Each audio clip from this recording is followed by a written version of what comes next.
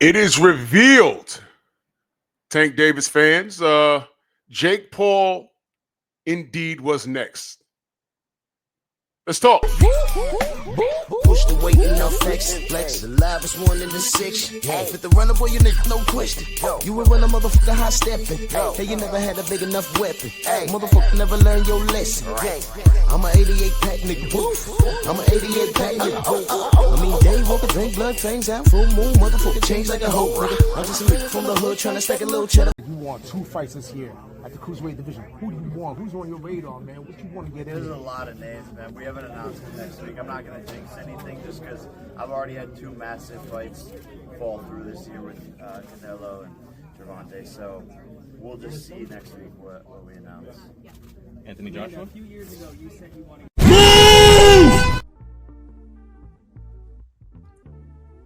Drew Titan Bronx on deck. Shout out to the mighty LDBC.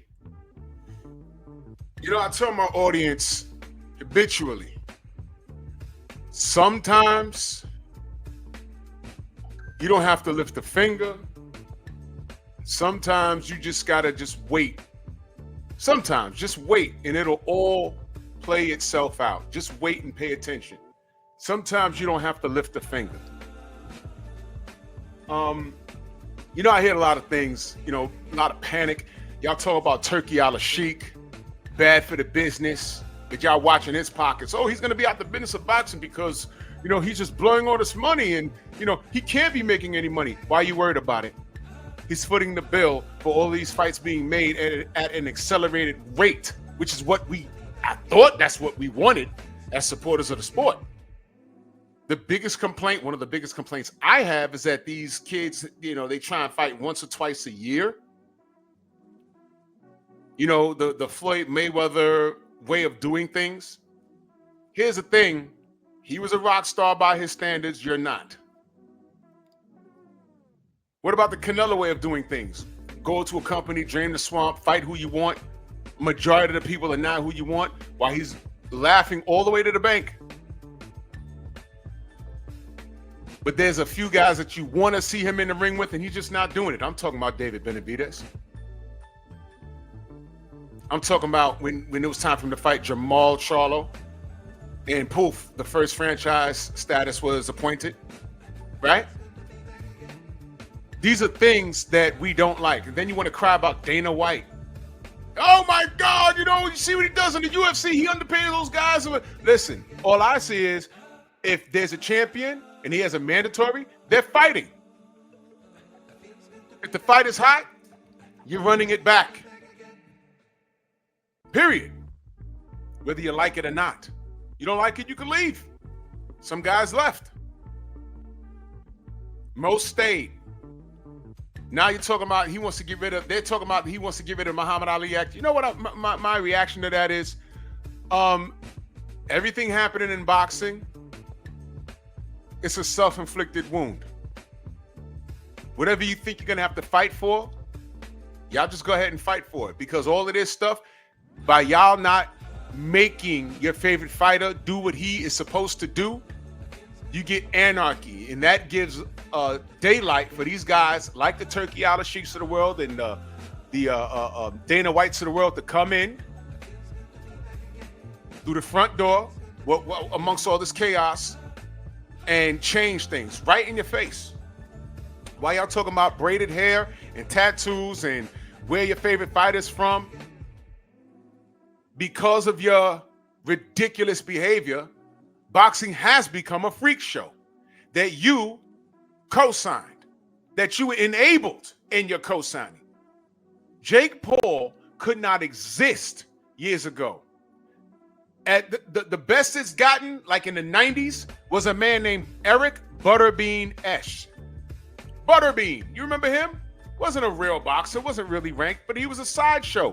He fought on undercards and pay-per-views, outstanding knockouts. He's a big, brawling, tough guy. He was a white guy, tough guy. For those of you youngsters, put up Butterbean. Now, if you didn't know any better, the public could have lied to you and say he was one of those greatest heavyweights in the world. And all you see is him knocking over all these guys. Here's the thing. Who are those guys? I rest my case. Because when he got in there with like a 50-year-old Larry Holmes punched his head in. He outboxed him. And Larry Holmes was way over the hill when that happened. But salute the Butterbean. But that was as far as it went. Now enter Jake Paul. Social media sensation, YouTube phenom. Him and his brother are brilliant businessmen.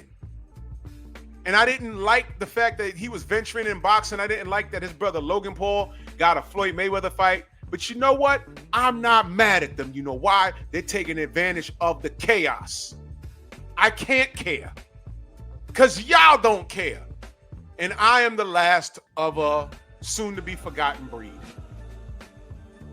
You see, what you guys don't realize is we were standing in the pocket to prevent the Jake Paul marketing schemes of the world.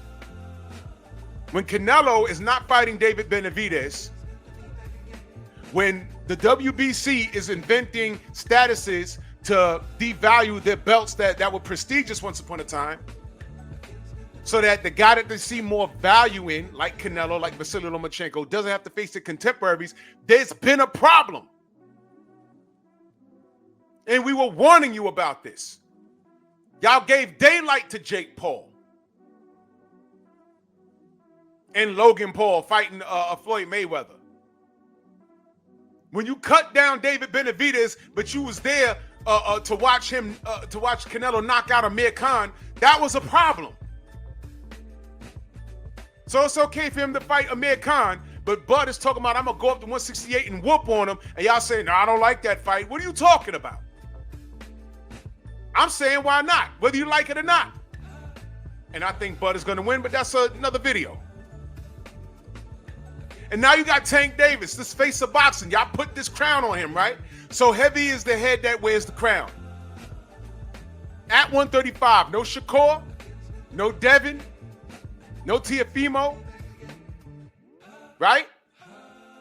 No George Kambosos, no Lomachenko. Tank was there the whole time. Nothing. Devin's too big. At 140, he rehydrates to like 240 pounds or whatever the hell y'all say. Jake Paul walks around at 220. He is a heavyweight. He's not even a cruiserweight, y'all. He's a heavyweight. And because Mellow Yellow fought to a draw against someone that wasn't even on the radar, I didn't even know that was his contemporary until the fight happened. I said, oh, man. Shout out to Lamont Roach. I owe him an apology, but I didn't know. Because all I saw was him pulling up a guy from a lighter weight class, and that's just another knockout that his fans are going to celebrate. And it wasn't until the middle of the fight where I said, wait a minute. What are we looking at here? Lamont's the lighter guy from the lighter weight division, but he's not drained. He's just rehydrating. He got an L or two on his record. Nobody considered him. And even the draw may as well have been a loss. And they're worried about this rematch, and he wasn't trying to do it. Why? Because he was setting up a fight against who? Jake mother effing Paul. Tank fans, this is what I was warning you about. I got up here and said it. Everybody got up here and said it. You called us liars. It's like, yo, he was about to fight Jake Paul, man. You're lying. You're hating on Tank. No. Watch this. Name one time that I lied on Tank. I point out what he did, and I tell you that I don't like it. That's it. But people were lying when they said, hey, man, yo, Jake Paul was next. You're lying, you hater, you're lying. Jake Paul just said it. Now, go tell Jake he's lying. At the post-fight, he said, yeah, the guy, who you fighting next? Oh, yeah, he was in my locker room. Well, who the hell was in the locker room? Shakur was in there, but it's not Shakur. Because Shakur got something lined up. Because this was before the Riyadh season where he fought Padley, right? I could have my timeline mixed up. Y'all can correct me. I'm not above being corrected. But who else was in his locker room? Jake Paul was there. I said, okay, he was there, but what was he doing there? Oh, he was in the locker room? Oh, why is he fighting Jake Paul? You're a ranked fighter. Jake Paul is not. You're a real fighter. And according to what boxing fanatics say, Jake Paul is not. Why would you do that? You got contemporaries at 135, 130, since you fought a guy from 130, and 140. And don't look now. Excuse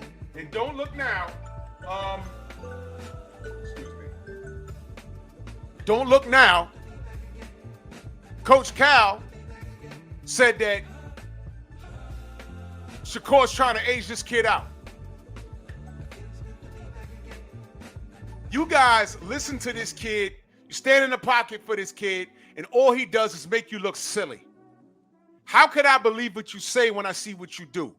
Jake Paul said the Canelo fight fell through and the Tank fight fell through. Go call him a liar now. Go call him a liar. Told you, I run it for you again. You won 2 fights this year at the cruiserweight division. Who do you want? Who's on your radar, man? What you want to get There's in? a lot of names, man. We haven't announced it next week. I'm not going to jinx anything just because I've already had 2 massive fights fall through this year with Canelo and Gervonta. So we'll just see next week what we announce. Anthony Joshua? A few years ago, you said you wanted So once again, y'all got to deal with this. I'll be listening. I'll be watching. Spin this. Love to hear it. It's comical at this point. Bronx on deck. Move!